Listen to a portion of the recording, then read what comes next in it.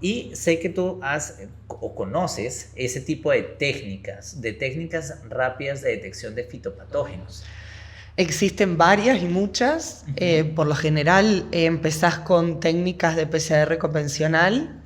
Sé que han aparecido técnicas de PCR LAMP que son para llevar al campo directamente. Hay kits de ELISA en laboratorio y lo que se quiere generar son estos kits rápidos, tipo test de embarazo. No sé si me entendés a lo que voy, es que tenés un anticuerpo que te marca si es positivo o negativo para distintos patógenos.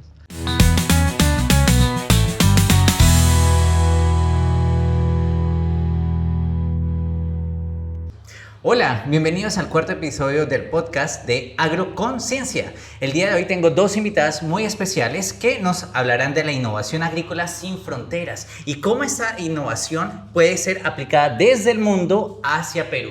Tenemos a la doctora Nadia, que me acompaña a la derecha, y tenemos a la Magister Teresa, que me acompaña a mi izquierda. Entonces, basado en este preámbulo, les doy la palabra. Hola Nadia, ¿cómo estás? Hola Sergio, ¿todo bien? Súper, cuéntanos de ti. ¿Quién eres tú? ¿Por qué estás aquí? ¿Qué has estudiado? ¿Cuál es tu perfil? Porque todos los que nos están asistiendo querrán saber de ti. Cuéntanos. ¿Qué tal? Mi nombre es Nadia Yerkovich, soy investigadora de INTA Marcos Juárez. Marcos Juárez es un pueblo muy chiquitito en Argentina, en la provincia de Córdoba. Actualmente estoy desarrollando proyectos en mejoramiento de soja y en sanidad vegetal. En sanidad vegetal específicamente estamos queriendo formar un nuevo equipo de trabajo en fitopatología y detección de fitopatógenos en cultivos, con distintas estrategias y tecnologías que, bueno, es lo que vamos a comentar en este podcast. Por supuesto. Y a mi mano izquierda tenemos a una de nuestras asistentes de investigación que están incorporadas en nuestro laboratorio y le doy el paso. Preséntate. Hola, mucho gusto. Yo soy Teresa y recientemente egresé como maestra en biotecnología aplicada. Mi proyecto de tesis se basó en el estudio de genes codificantes a factores transcripcionales que tenían respuesta a estresores ambientales de una planta que era altamente tolerante a estrés abiótico. Súper, entonces acá tenemos dos perfiles diferentes, pero esos dos perfiles, ¿cómo los podemos traer a Perú? Entonces ahí iría la primera pregunta para ti, Nadia. ¿Cómo ves tú la agricultura en Argentina y cómo podríamos traer ese conocimiento tan amplio que tienes hacia el Perú? Y sería la misma pregunta en tu caso, ¿cómo desde México se ve la agricultura y cómo entonces llegan ustedes a este país donde también tenemos una diversidad muy grande de cultivos que, bueno, ya nos contarás que ustedes son especialistas en unas gramíneas, ustedes son especialistas en otro tipo de especies vegetales y claramente nuestra tasa de producción de insumos agrícolas y también de productos agrícolas son un poco diferentes, pero compartimos algunos cultivos en común. Y bueno, principalmente en Argentina lo que se cultiva es soja, maíz y trigo. Creo que con el maíz entramos los tres países, tanto Perú, México como Argentina. Sobre todo México, que tiene un germoplasma bastante antiguo y muy silvestre, con mucha capacidad de generar diversidad en las distintas líneas que se puedan generar. Pero específicamente en cuanto a la soja y al trigo, que en esta zona en donde estoy trabajando es el fuerte mayor, hablando económicamente, pero en cuanto a ciencia y tecnología y sobre todo en calidad alimentaria, necesitamos invertir un poco más de tiempo de investigación en determinar accesos más rápidos a análisis de laboratorio y accesos a monitoreo de campo simple y y que la gente que está en el campo pueda tomar esas herramientas de manera eficientemente para determinar qué patógeno tenés, tratar de reducir un poco la aplicación química o la aplicación de defensivos agrícolas y quizás plantear alguna producción más agroecológica o de productos biológicos. Creo que venimos por ahí. Bueno, Teresa, y entonces ya tenemos el panorama de cómo es Argentina y su productividad y todos esos dos ítems que voy a tocar ahora con la doctora Nadia, pero cuéntanos en México cómo es la agricultura. Ok, bueno, en las últimas décadas la agricultura ha incrementado también tanto los avances tecnológicos, científicos, todo esto gracias al aporte, pues ya sea igual de instituciones gubernamentales y también agroindustriales. y bueno, se busca usar pues cosas más sustentables como los bioestimulantes y la investigación pues de consorcios microbianos que se encuentran en el suelo y que son beneficiosos para la producción de distintos cultivos. Es decir, que acá entre todos los países tenemos algo en común y es cambiar el chip del agricultor, de pasar de una agricultura convencional a una agricultura más orgánica y una agricultura más limpia, según entonces lo que estoy entendiendo. Desde todo el proceso de monitoramiento, ¿cierto? Para no llegar a aplicar el defensivo agrícola, sino poder tener una respuesta temprana a los cultivos, y también entonces cómo esta seguridad alimentaria del banco de germoplasma que nos acabas de mencionar que tiene México de los maíces. Entonces tenemos el punto en común, aparte de algunos cultivos, es ese cambio de paradigma de producción, que tal lo hemos abordado también en nuestro podcast anterior con la doctora Naidu. En ese sentido, tú vienes de una institución que está buscando aliados que están en realidad investigando.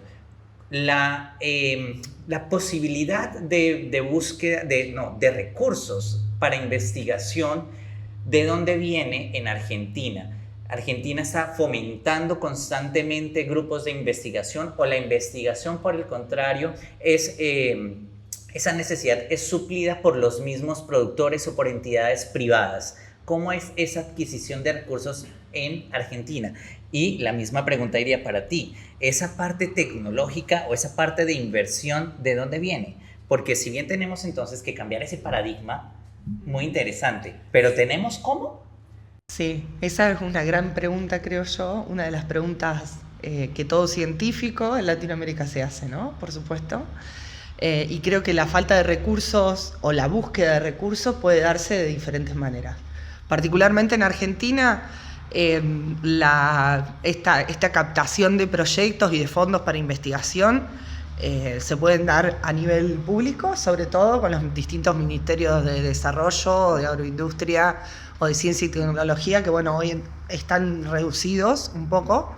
Por lo general, en estos 10 años de trabajo que tengo, siempre el financiamiento ha sido público. Y muchas veces necesitas encontrar el foco para captar inversiones que hoy en día sí están muy de punta en Argentina, que son las inversiones para la formación de startups. Para vos poder formar una empresa, que no sería empresa, una startup tiene como una definición de empresa base, en donde vos tenés un proyecto, una idea, proyecto, que ya has venido estudiando los últimos años en tu laboratorio, en público, privado, lo que sea, en donde haces pitch de 3 segundos adelante de diferentes asociaciones, sí, okay, como un Shark Tank, ponele. Pero bueno, hay muchas inversiones, hay mucho interés, sobre todo en la parte de biotecnología, la parte de microbiología asociada a la agronomía. Eso es una clave muy importante y es a donde hay que hacer el foco más interesante. Luego, lo público, estamos muy acostumbrados a la presentación de proyectos. Esos proyectos tardan alrededor de 6 meses o 1 año, o podés tener la genial idea y encontrar específicamente un lugar en donde tener proyectos de ventanilla abierta, que significa que podés presentar constantemente. Si bien es la gran problemática de la investigación, los productores muchas veces, preguntándole a ellos cuáles son sus problemas en el campo, hablar con ellos, reunirse, explicar qué es lo que uno está haciendo y también qué es lo que necesitan, es donde se generan las mejores ideas y donde también se puede buscar financiamiento específico para cada productor. La amplitud es bastante amplia, sí, sí. Súper. ¿Y México? Bueno, con respecto a los financiamientos, estos pueden ser públicos o privados, igual pues industrias que tienen pues un amplio espectro con respecto a la investigación agrícola. Y bueno, igual independientemente pues la investigación universitaria, que pues las generaciones actuales también están pues muy enfocadas e interesadas en solucionar estas problemáticas. Bien, y ahora voy con una pregunta que voy a comenzar ahora por México, terminando contigo, pero tú fuiste la que me dio ese pie para lo siguiente, porque hablabas de tecnologías, ¿cierto?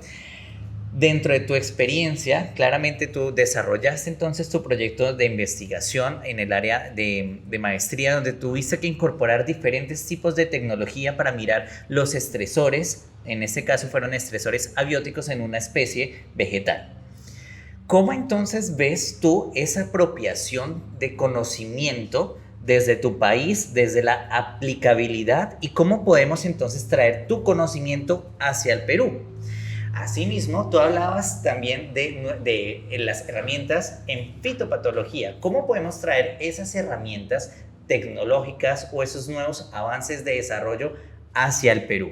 Bueno, voy a comenzar por México. Cuéntanos. Ok, bueno, con respecto a la investigación realizada, podemos comprender tanto a nivel bioquímico, fisiológico y también molecular cómo es que las plantas actúan ante estímulos, ante estresores ambientales. ¿Y cómo es que este conocimiento nos sirve? Pues esto se puede escalar posteriormente a pues aplicaciones agrícolas. También pues se podría sugerir el uso de estos genes para el mejoramiento genético en plantas, o también para comprender las vías de señalización que se pueden llevar a cabo entre planta y los taxones microbianos que se encuentran en el suelo. Entonces lo que faltaría comentar un poco sobre lo que hablaba Tere es de cómo esos factores bióticos y abióticos están interactuando con la planta. Interesante sería, como línea de investigación, identificar qué genes se están modificando en la planta cuando tenés tanto al fitopatógeno como a un biocontrolador o un promotor de crecimiento de la planta a nivel de producto, ¿no? O sea, qué producto estás aplicando y cómo eso te va a mejorar, se sabe decir en Argentina, el fitness, o sea, la salud de la planta, siendo atacada o no siendo atacada por un patógeno. ¿Tú qué piensas? Yo estaba pensando, y dentro de nuestras conversaciones en el día a día, cuando le comentaste a nuestro jefe de fitopatología las herramientas de diagnóstico rápido, entonces le comentabas tú a él de las ELISAs, por ejemplo, de cómo entonces dentro de las herramientas tecnológicas antes íbamos a cultivos y empezábamos, no, esto tiene tal cosa porque está marchitado aquí, le hizo esto, le hizo aquello, pero la respuesta se demoraba mucho porque depende también del nivel de conocimiento del agrónomo o del técnico que nos está acompañando en este proceso, que él te pudiese decir, ¿cierto? Y cuando te decía, empezaban a tomar todas las medidas preventivas. Sin embargo, en Colombia, por ejemplo, también hay unos kits de detección temprana del patógeno para evitarnos llegar a ese punto de donde hay un detrimento de la producción. Y sé que tú has o conoces ese tipo de técnicas rápidas de detección de fitopatógenos. Existen varias y muchas. Por lo general empezás con técnicas de PCR convencional. Sé que han aparecido técnicas de PCR LAMP que son para llevar al campo directamente. Hay kits de ELISA en laboratorio y lo que se quiere generar son estos kits rápidos, tipo test de embarazo. No sé si me entendés a lo que voy, es que tenés un anticuerpo que te marca si es positivo o negativo para distintos patógenos. Lo ideal por lo menos sería determinar en grandes grupos si es hongo, si es bacteria o si es un virus. Si es un virus, obviamente es mucho más fácil para nosotros generarlo, pero así también podés tener herramientas tecnológicas que es a través de imágenes o a través de la super recolección de imágenes para luego determinar con esas imágenes qué patógeno es y simplemente generar un algoritmo, machine learning, para que vos con una simple foto en tu monitoreo semanal o mensual de tu lote puedas decir, esta planta está infectada, saber qué porcentaje de infección tenés en el lote, qué tenés que aplicar o cuáles productos químicos o biológicos te podrían estar ayudando en ese lote. Eso sería algo lindo para implementar. Yo ahí me pongo a pensar entonces desde este punto de vista de alguien que ha trabajado con la interacción del fitopatógeno directamente con la planta, y me pongo a pensar entonces la respuesta de la planta. ¿Las plantas tienen señalización o cómo yo sé que una planta, ellas no se pueden mover, ¿cierto? Llega el fitopatógeno y se queda ahí. ¿Qué hace la planta? O por ejemplo, está haciendo frío, está haciendo calor, ¿cierto? Que esas características ambientales van a hacer que la planta se estrese y consecuentemente es por allí donde el fitopatógeno va a ingresar, posiblemente, ¿cierto? Porque la planta, bueno, ahí estamos hablando del triángulo de infección, pero esos serían otros 500. En este caso, la planta, ¿qué pasa con la planta? Yo soy una planta y no me puedo mover. ¿Yo me señalizo o es o la planta la vemos como, sí, acá tengo un bonsái y es eso? O las plantas son demasiado inteligentes que tengo un proceso de señalización celular que me induce una respuesta y esa respuesta es reconocida por el patógeno, pero también ahí la voy a complementar yo con los microorganismos benéficos y bueno, cuéntanos. Ok, sí.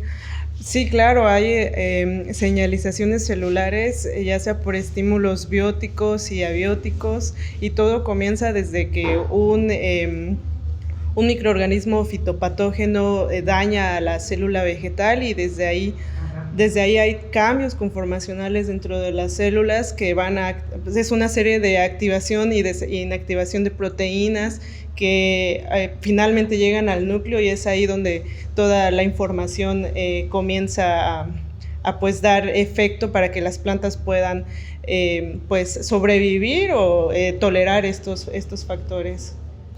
Entonces, y el patógeno reconoce que hay una alteración de las proteínas. Es que ellos son todos muy amistosos, todos se reconocen con todos. Es como hablar un poco del sistema inmunológico humano. Ajá. Sería como la gran similitud. Entonces, cuando tú tienes al hongo, por ejemplo, en un caso en donde, por ejemplo, en Fusarium graminearum, que tanto he estudiado, en donde el hongo infecta en la espiga de trigo. O cuando tenés hongos sobre hojas, por ejemplo. El hongo tiene la capacidad de producir apresores, que son estructuras específicas de células por la cual ingresa al tejido vegetal.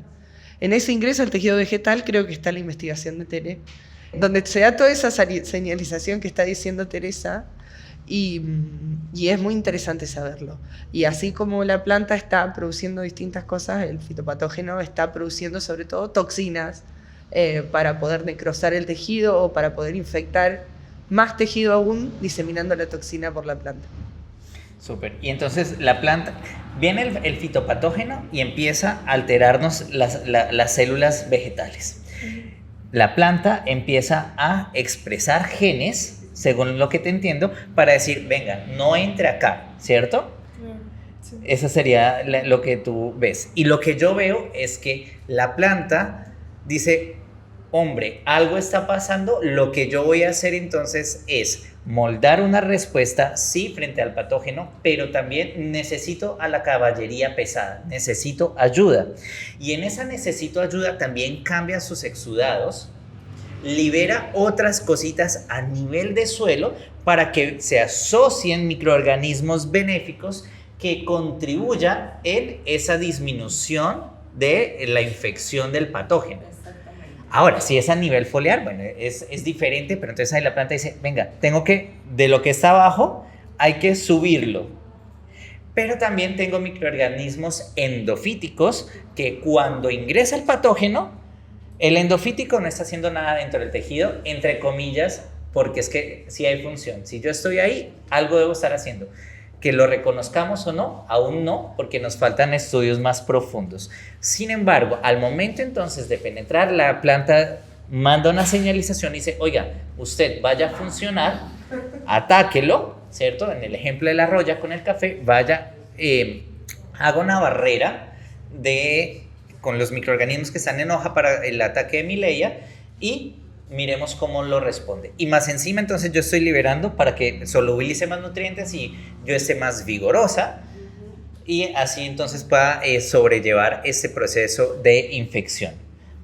¿Tienes algo más para aportarnos en esa línea de raciocinio? Es que la ciencia y las plantas son demasiado complejas. Sí, hay una gran complejidad en la respuesta a todos estos estímulos y justo lo que mencionabas es la activación del sistema inmunitario de la planta y pues todo lo que conlleva pues responder a estos estímulos.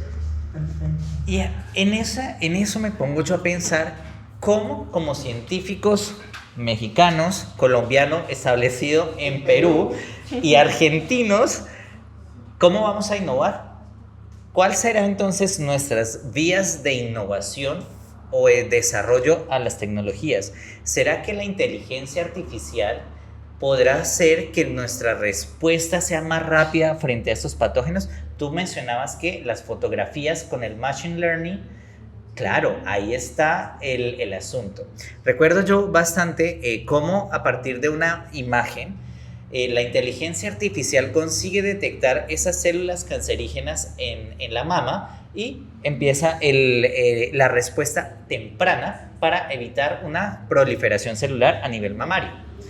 ¿Podríamos nosotros llegar en su momento a desarrollar nuevas tecnologías con inteligencia artificial que está bastante de moda, con Machine Learning, que también haría parte de eso, con nuestros conocimientos básicos que tú haces es ciencia básica, pero que podemos aplicarla al campo? ¿Cómo podemos integrar todo eso en innovación? ¿Qué piensan ustedes? Difícil. Hay muchas áreas, yo creo que son muchas áreas como para catalogar una sola tecnología al respecto. La cuestión de análisis y de monitoreo por imágenes está demasiado de punta porque es útil, es muy útil. Como vos mismo dijiste, Sergio, la cantidad de imágenes que puede tener un sanatorio en el mundo con respecto a radiografías, mamografías o ecografías mamarias de cáncer no se van a igualar nunca la cantidad de fotos que hay en agronomía de fitopatógenos. Pero por lo general, lo más importante es generar esa foto primeramente, tenerlas, tomar esos datos, analizar esos datos, porque Machine Learning suena muy lindo, pero es extremadamente fácil. El gran problema es los datos. Necesitas mucha cantidad de datos, o sea, muchas fotos de una lesión foliar, por ejemplo, o muchas fotos de un fruto que esté atacado por algo, o de una planta de mango, de palto, lo que fuese, o de soja, infectada con determinado patógeno, donde vos ya pudiste aislarlo en el laboratorio, pudiste ver la enfermedad, pudiste ver el patógeno, y entonces sí tenés toda esa asociación de datos que lo podés hacer por Machine Learning. No es mágico, son datos. Eso es impresionante. Y luego sí, estábamos hablando un poco en la conversación previa de otro tipo de tecnologías más aplicados a la genómica y a la genética en sí, que eso nos compete a ambas, ya que estamos muy interesadas, creo, ¿no, Tere? Sí, claro. No sé, principalmente para mí lo que más me interesa o lo que más me gustaría llegar a poder trabajar con ustedes o trabajar en equipo es la edición génica de algún producto biológico que esté en capacidades de determinar cuáles son esos metabolitos específicos, tanto para la promoción de crecimiento, para control de fitopatógenos quizás sea un poco más difícil, pero sí para aumentar la producción de estos cultivos que tantos queremos consumir y que tengan toda la calidad necesaria para el consumo humano, ¿no? ¿Tú has manejado entonces alguna ómica o qué te interesa o cómo puedes traer una ómica a todo lo que estamos hablando? ¿Qué ómica te gustaría? Y cuéntanos un poquito de esas ómicas, de esas ciencias ómicas. Ok. Bueno, pues con respecto a las ómicas que he trabajado, pues solo la transcriptómica y justo la inteligencia artificial creo que en este caso es pues benéfica, aporta ventajas para nosotros porque se pueden crear softwares, también se pueden crear plataformas más sofisticadas para poder encontrar pues transcritos pues más precisos sin necesidad de hacer tantas cosas para obtener pues los transcritos puros, pues. Entonces en ese sentido y también pues en los otros tipos de ómicas también usar la inteligencia artificial para innovar también el uso de todas estas secuencias. O sea, sí, estoy como sorprendida. O sea, vos estás diciendo que con todo la metagenómica obtenés secuencias metabolómicas, valga la redundancia, y desde ahí podés generar con datos la elección de esos metabolitos benéficos. ¿Va por ahí? ¿Cuál sería tu idea, digamos? Pues la idea es sí encontrar, pues por ejemplo, transcritos, ¿no? Específicos, porque si bien sé que estos datos en crudo son pues millones y millones que se tienen que analizar, entonces pues potenciar el uso de estas de toda esta información. La búsqueda del específica. metabolito Sí. elegido. Sí. Ahí va, sí, eso sería. ¿Y la epigenética? Porque yo puedo tener epitranscritos, ¿cierto? Sí. ¿Cómo? Porque si mal no recuerdo, en una de nuestras conversaciones hablabas tú de los epitranscritos, que era lo que ustedes intentaban silenciar en la planta cuando tenían, bueno, no sé, cuéntanos sobre eso. Bueno, eso fue un proyecto de una persona distinta, pero bueno, hicieron un análisis del metiloma, el metiloma completo de una planta que era totalmente tolerante a estrés por deshidratación. Y entonces, pues justo analizaron el tejido específico que fue sometido a ese estímulo e investigar pues el metiloma, ¿no? La respuesta epigenética. A ese estrés, digamos. Sí. Qué interesante, qué lindo. No, me encanta. Es claro. El club de los ñoños deberíamos llamar. Rodri, cortalo. Yo sé, tenemos tanto por hablar. Son áreas que se complementan, parecen lejanas, pero no lo son. En términos de distribución geoespacial, Argentina está tan lejos de México, sin embargo, compartimos tantas cosas que es interesante. Y lo más interesante del asunto, y es las mujeres a la ciencia, las mujeres en la agronomía y las mujeres cómo aportan frente a estos desafíos, ¿cierto? Y ahí, bueno, mi pregunta ya casi finalizando es, ¿cómo llegaron ustedes a la ciencia? ¿Cierto? ¿Cómo llegan estas mujeres a la ciencia y cómo llegan ustedes hacia nuestro laboratorio? Bien, yo principalmente, no sé, Tere, vos, pero yo me enamoré de la célula eucariota y procariota en el secundario, primario. Y creo que pasa por una cuestión de curiosidad, empezar a interpretar cómo funciona cada uno de esos organismos adentro de nuestros tejidos, de nuestros órganos. Y un día te diste cuenta de que esas células no están solamente en tu cuerpo, también están en las plantas, en los animales, en los hongos y las bacterias, y empezás a construir cadenas de aprendizaje, como cadenas de proteínas, genes, transcriptos y demás, y ya la curiosidad te va ganando, creo que por ahí. ¿Y por qué el agro? Porque estoy criada y siempre estuve viviendo y trabajando alrededor de la producción agronómica en Argentina. Es muy grande, es muy extensa, pura y exclusivamente porque tenemos un país muy largo, con diferentes calidades de suelo, con diferentes temperaturas y climas de lo que busques. La producción más importante es la que nombré al principio, pero después hay distintos frutales, sobre todo cítricos, varias berries, pero en menor proporción, ya que la producción de soja, trigo y maíz tiene un movimiento muy importante a nivel económico en Argentina. Creo que es una de las industrias más grandes que tiene. Entonces es imposible no trabajar para la agricultura. ¿Y cómo llegué hasta Raúl y Aipen? Informándome sobre productos biológicos, intentando construir este laboratorio que queremos hacer, y la idea sería empezar a hacer redes de evaluación. Y para hacer todo eso necesitamos conocimiento específico, científico, claro y organizado primeramente, para así después poder observar y distribuir soluciones al sistema productivo y al sistema alimentario. Súper, Nadia. Teresa. Ok, bueno, con respecto a la vocación, igual yo creo que desde pequeña siempre tuve la intriga sobre conocer cómo es que funcionaban las plantas, por qué pasaba esto, por qué pasaba aquello. Y bueno, desde pequeña me vi interesada con las áreas de ciencias naturales, biológicas, y ya posteriormente cuando estudié el posgrado y empiezas a preguntarte por todo y te das cuenta que hay un mar de preguntas que siguen sin responder, y el aporte para responder estas preguntas pues es lo que también me llena, me gusta. Y con respecto a, pues, al agro, cómo es que estamos en un área de investigación agrobiotecnológica, considero que pues es importante tomar relevancia con respecto a las problemáticas que hay, tanto pues ambientales, y también que a futuro se necesitarán mayor producción de alimentos, porque pues obviamente la población incrementará, tanto alimentos, tanto fármacos, de todo se necesitará en un futuro.